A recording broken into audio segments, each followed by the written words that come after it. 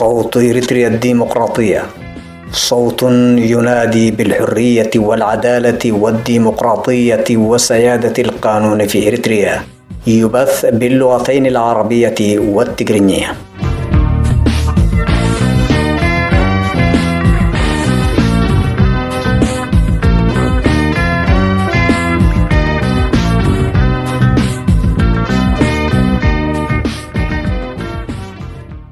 مستمعين الكرام، أسعد الله أوقاتكم ونرحب بكم في بثنا لهذا اليوم، والذي يتضمن نشرة الأخبار والتعليق السياسي.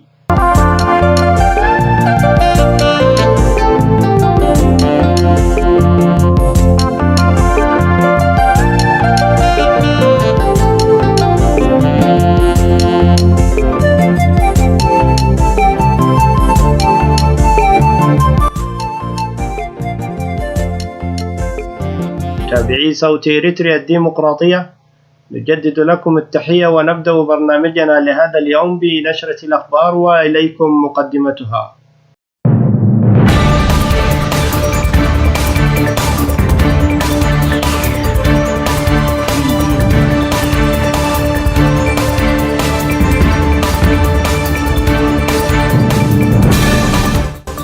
دبرتسون يؤكد استمرار المقاومة في تيغراي. إثيوبيا تنشر أسلحة ثقيلة على حدودها مع السودان. المفوضية السامية لشؤون اللاجئين تدعو دول أوروبا لوقف الطرد الممنهج للاجئين.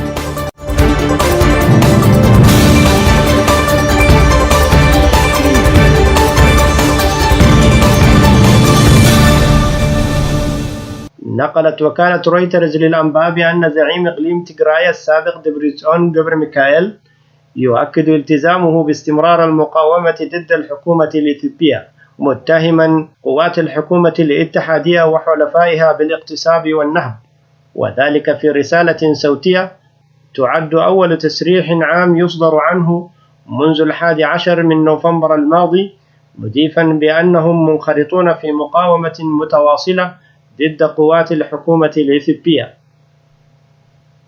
ذكرت صحيفة كوش نيوز أن إثيوبيا نقلت أسلحة ثقيلة إلى حدودها مع السودان، وأوضحت الصحيفة الصادرة في 29 من يناير المنصرم أن دبلوماسيين أجانب طلبوا عدم الكشف عن هويتهم أكدوا أن الجيش الإثيوبي نشر أسلحة ثقيلة من بينها دبابات وبطاريات مضادة للطائرات في المنطقة الحدودية مع السودان خلال الأسبوعين الماضيين. كما أكدوا بأن رئيس الوزراء الإثيوبي أبي أحمد يتعرض لضغوط من سياسي الأمهرة في حكومته، بمن فيهم نائب رئيس الوزراء ووزير الخارجية دمقة مكنن بعدم التراجع. من جهة أخرى، اتهمت حكومة إثيوبيا مصر والسودان بتعطيل مفاوضات سد النهضة، وردت على التقارير التي تحدثت عن قرب اندلاع حرب على النيل، حيث قال وزير الري الإثيوبي سلتش بقلة في تصريحات مع قناة الجزيرة إن التنبؤ بشأن اندلاع حرب على مياه النيل خاطئ، وأن مياه النيل عامل لتعزيز وتنمية دول حوض النيل. وأضاف بقلة أنه بعد أن تم التوصل إلى توافق مع مصر بشأن مقترحات خبراء الاتحاد الإفريقي انسحب السودان، وعندما تم التوافق مع السودان على مقترحات خبراء الاتحاد الإفريقي انسحبت مصر. دعت المفوضية السامية للأمم المتحدة لشؤون اللاجئين إلى وضع حد لعمليات الطرد الممنهجة ضد اللاجئين وطالبي اللجوء على الحدود البرية والبحرية لأوروبا. وقالت مساعدة المفوض السامي لشؤون الحماية في 19 من يناير المنصرم جيليانا تريغز إن الدول التي لم يتم الكشف عن اسمها أعادت اللاجئين بعد وصولهم إلى الأراضي والمياه الإقليمية، واستخدمت العنف ضدهم على الحدود. وأضافت يتم سحب القوارب التي تقل لاجئين، ويتم اعتقال البعض بعد وصولهم، ومنهم من تمت إعادته إلى البحر. وأكدت أن حاجة اللاجئين للحماية الدولية يتم تجاهلها بشكل منهجي. وأردفت تريغز بينما تتمتع الدول بالحق المشروع في إدارة حدودها وفقا للقانون الدولي، لكن يجب عليها أيضا احترام حقوق الإنسان. وعبرت عن أسفها بالقول إن قضية اللجوء ظلت مسيسة ومثيرة للانقسام على الرغم من انخفاض أعداد اللاجئين. كنتم مستمعين الكرام مع نشرة الأخبار من صوت إريتريا الديمقراطية، ونتمنى لكم وقتا سعيدا مع بقية فقرات برامجنا لهذا اليوم.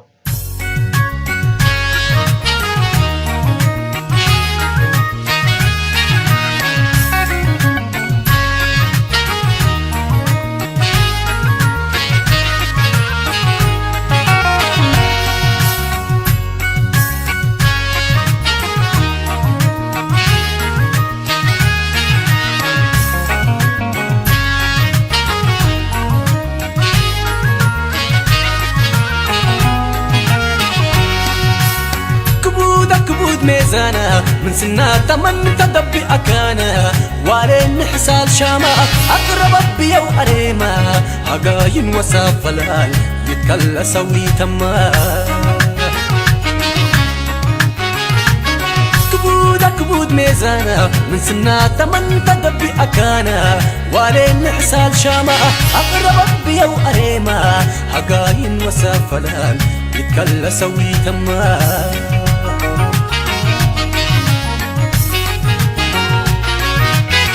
اقل مرئيد كبودا يتتكيد كايد بعده بالسادر أكبر ولا سقايد وبحر لبا موجة مرات ولا محايد بحازيها كبودا بالمرئيد كبودا بحازيها كبودا سفرويت أنا وبايد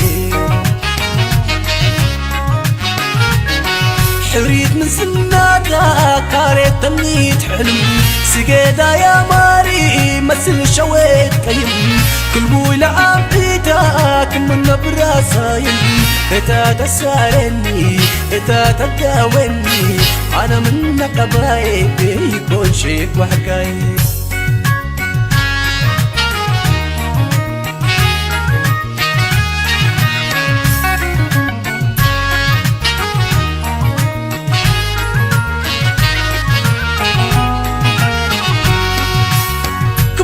كبود ميزانا من سنة تمن تدبي أكانا ولين حسال شاما أقرب بيا وأريما حقاين وسافلال يتكل سوي تما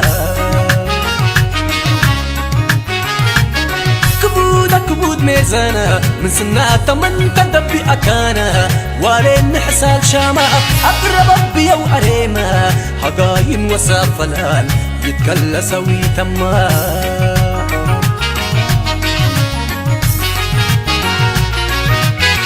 لا تعمد تحياها مثل تفسير قرآن لكن بوها دالي دبعتك ما زي سبان لقدوتك الفاسا محلبتين ولبان قلبوا بحسبكم قلبوا بحسبكم قلبوا بحسبكم ومن حاسد وشيطان اقل مرئيد كبودا يتتكيد كايد بعده بالسادر أكبر ولا سقايد وبحر لبا موجة مرات ولا محايد بحازيها كبودا المرئيد كبودا بحازيها كبودا سفرويت أنا وبايد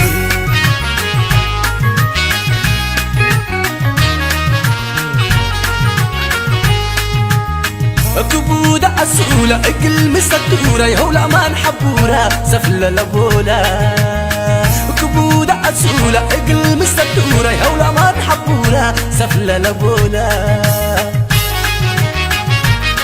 لا ليل على كبودة أروح أتسفلا لو أسر بيبك برودة لا ليل على كبودة أروح أتسفلا لو أسر بيبك برودة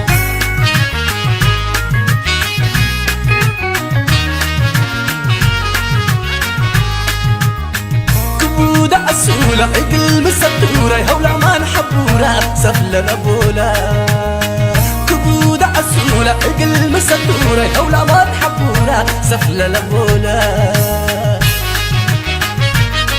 لا ليل على كبودة أروح أتسفلا لو أسر بيبك برودة لا ليل على كبودة أروح أتسفلا لو أسر بيبك برودة لا ليل على كبودة أروح أتسفلا لو أسر بيبك برودة لا ليل على كبودة أروح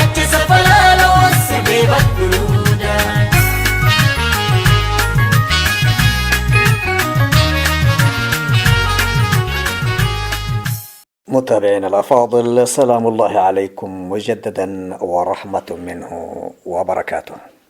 نحييكم مجددا من صوت إريتريا الديمقراطية، ونقدم لحضراتكم تعليقنا السياسي: إسياس أفورقي وهواية الشغب وجلب المتاعب.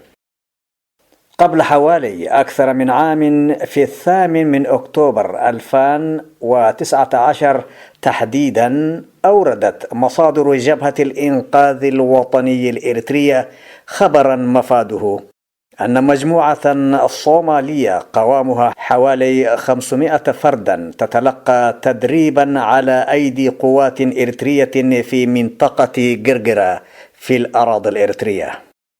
ظل الغرض غامضا في حينه من تدريب تلك القوات، ولكن أخيرا انكشف ذلك الغموض بمشاركة تلك القوات التي كانت تتدرب في إريتريا في الحرب الإثيوبية الأخيرة. برغم محاولات النظامين الإريتري والصومالي نفي خبر مشاركة قواتهما ضد طرف من أطراف النزاع الإثيوبي، وبذلك تكشفت اليوم نوايا تدريب تلك الوحدات الأجنبية، وخاصة بالعودة لمتن الخبر الذي يشير إلى ثمة أجندة خاصة تنتظر المنطقة في إشارة للعلاقة الحميمة المفاجئة بين إسياس أفورقي وأبي أحمد، اللذين بدت عليهما علامات النشوة مع غموض الأهداف للزيارات الودية المتبادلة بين عاصمتي البلدين، ولكن بظهور الرئيس الصومالي برفقتهما مرات أخرى ساعد في تفكيك غموض كان يكتنف تصريحات أبي أحمد، الذي كان لا يخفي مرات عديدة طرح فكرة التكامل بين الدول المنطقة. وظهر جليا بعد نقل وسائل إعلام محلية ودولية أخبارا مفادها ليست قوات إريترية وحدها المشاركة في حرب تيغراي لمساعدة قوات الحكومة الفيدرالية، إنما ثمة قوات صومالية.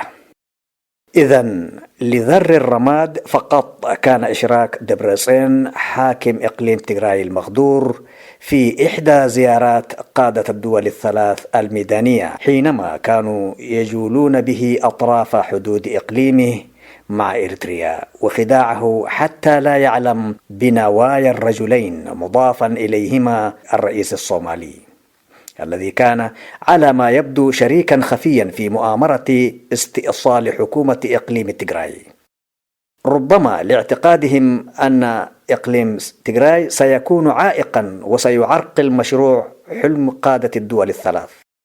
فلذلك اختاروا تنفيذ الخطة بتطويق الإقليم بذرائع مختلفة واستفزازه وجره إلى حتفه الأخير، حيث أحكمت الخطة ونفذت بعناية. وتضمن خبر الإنقاذ في حينه تساؤلا مفاده: ترى أي دولة ستكون ضحية مؤامرة يطبخها إسياس الذي تلازمه زعزعة استقرار دول وشعوب المنطقة؟ لقد أصبحت إريتريا ثكنة عسكرية ليست فقط لقواتها، بل لقوات أجنبية مختلفة تعسكر في كل شبر من بلادنا، من قوات ليست تابعة لدول الإقليم أو معارضيها فقط، بل من قوات عابرة للقارات. ألم تتناقل الأنباء في الحرب الإثيوبية عن طائرات بدون طيار تتبع للقوات الإماراتية استهدفت بعض المواقع في إقليم تيغراي تنطلق من القاعدة العسكرية في عصب؟ ومع استمرار التوتر على الحدود الإريترية مع إقليم تيغراي، تطالعنا الأنباء عن حشود عسكرية إريترية تعبر المثلث المشترك الإريتري الإثيوبي السوداني وتنضم للقوات الإثيوبية المرابطة على الحدود مع السودان. على إثرها زار عضو مجلس السيادة السوداني وقائد قوات الدعم السريع محمد حمدان حميتي أسمرة برفقة آخرين، ويعود في اليوم نفسه دون تحديد أهداف ونتائج زيارته سوى الكلام الدبلوماسي. غير أن قناة العربية تشير إلى أسباب زيارة حميدتي لأسمر بأنها كانت على خلفية تأكيدات سودانية لمعلومات تورط ومشاركة قوات إريترية إلى جانب الإثيوبية لضرب قوات سودانية. هذا المشهد الذي يتكرر سبقه مشهد مماثل في التسعينيات حينما تحالف إسياس مع إثيوبيا ميلي زيناوي لضرب ما كانت تسميه حكومة الإنقاذ بالمشروع الحضاري. إريتريا التي يحكمها رجل مستبد يغامر بمقدرات البلاد البشرية والمادية في حروب عبثية شملت كل دول الجوار، وفي كل تلك الحروب العبثية كان الشعب الإريتري هو الخاسر الأكبر في شتى المجالات الاقتصادية والسياسية والاجتماعية والخدمية، كما أن موجات اللجوء والهروب الجماعي لقطاعات مختلفة من الشعب الإريتري ولا سيما الشباب على مدى أكثر من عقدين جراء سياسات نظام إسياس كانت وما تزال لدول الجوار التي يحاربها هذا النظام، حيث استقر البعض منهم فيها وواصل البعض الآخر مسيرة البحث عن ملاذ آمن عبر ممرات خطيرة قضت في أحيان كثيرة على حياة الآلاف منهم جوعا وعطشا وغرقا وتعذيبا على أيدي تجار البشر. ومن بقي في الداخل مضطرا يتعرض إلى يومنا هذا لصنوف التعذيب والقهر والاعتقال وتكميم الأفواه في غياهب المعتقلات والسجون. ظللنا ولا نزال نؤكد بأن النظام الدكتاتوري القائم في إريتريا هو سبب عدم استقرار دول المنطقة، وعلى هذه الدول وشعوبها إعادة النظر في علاقاتها مع هذا النظام وتفكر بشكل جدي في تأسيس علاقاتها مع الشعب الإريتري الذي يناضل من أجل وضع حد له ويخلص نفسه وشعوب ودول المنطقة من شروره ومغامراته. صوت إريتريا الديمقراطية.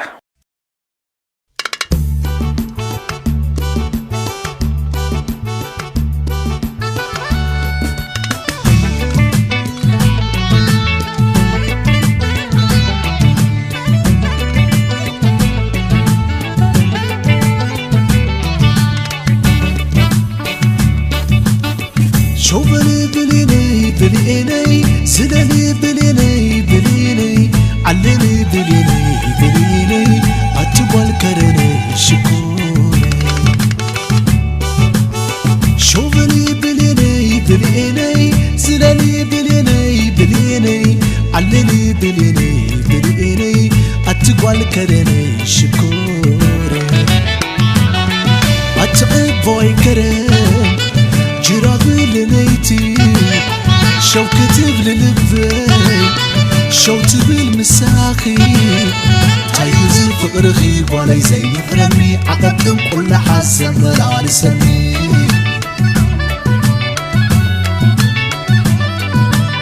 شغلي بليني زلني بليني علني بليني أتقول كرني شكوري.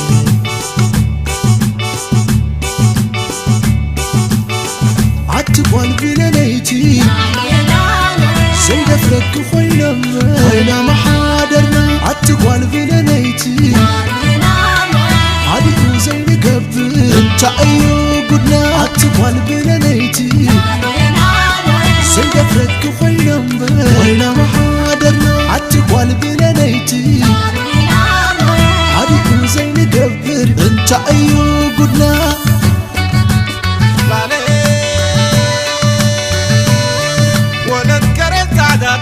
لالو يا عشرة بديرنا ياتا سقادا عركو كما يتاكي.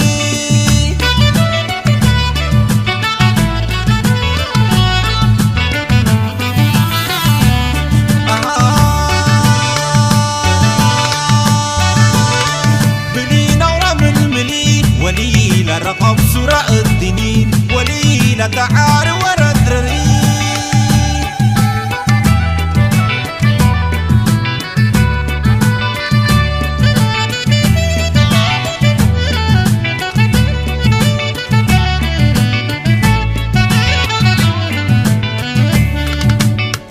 شوفني بليني بليني زلني بليني بليني علني بليني بليني أتقوى الكرني شكوري شوفني بليني بليني زلني بليني بليني علني بليني بليني أتقوى الكرني شكوري أتعب بوي كرم جراب لنيتي شوكتي بللبي شوتي بالمساخي عايز فقر خيب ولا زي محرمي عقبت كل حسن لا لسمي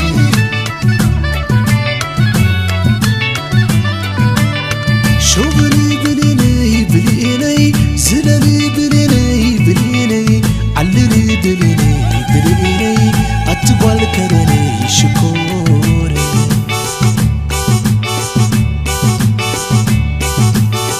أتقوى البلينيتي زيد فرق خوينا محادرنا أتقوى البلينيتي عادي زين قبل انت أيو قدنا أتقوى البلينيتي زيد فرق خوينا محادرنا أتقوى البلينيتي عادي زين قبل انت أيو قدنا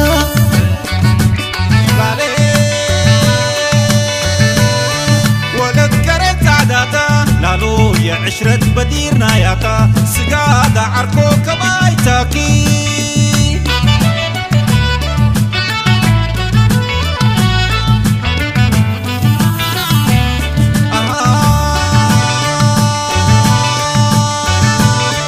بلينا ورم الملي وليلة رقب سراء الدنين وليلة تعار وردري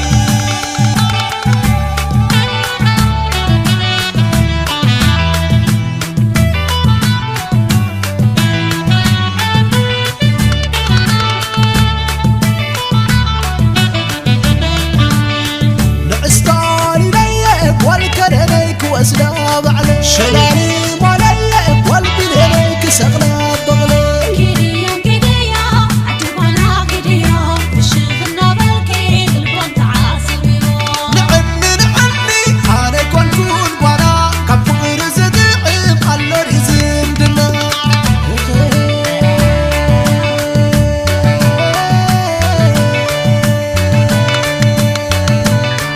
أتقوى الكرني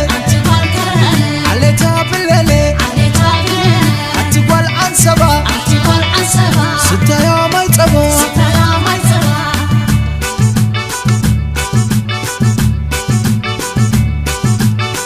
أتقوى الكرم علي تابلين أتقوى العنسبة ستة يا ما يتبع أتقوى الكرم علي تابلين أتقوى العنسبة ستة يا ما يتبع يوم من درينا يا شكرينا يوم من درينا بلين شكرينا أتشكرينا أتشكرينا بلين شكرينا يوم من درينا يوم من درينا يوم من درينا بلين شكرينا بلين شكرينا